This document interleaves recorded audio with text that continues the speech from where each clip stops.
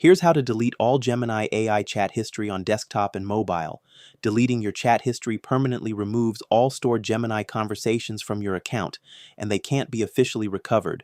Before you delete anything, make sure to back up your important chats in one click. You'll find a video link in the description that shows you exactly how to do that.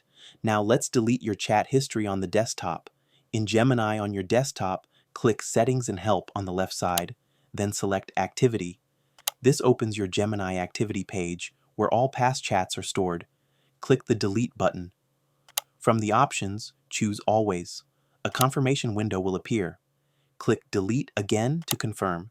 Your Gemini chat history will now be permanently removed. That completes the process for the desktop version.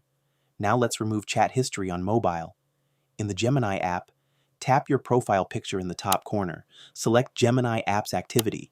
This opens your activity page in browser. Sign in if prompted. Tap the Delete option. Choose Always. Then tap Delete again to confirm. All your Gemini chat history will now be removed from your account. That's it. Your Gemini chat history is now cleared on both desktop and mobile. Like this video and subscribe for more quick and useful tutorials.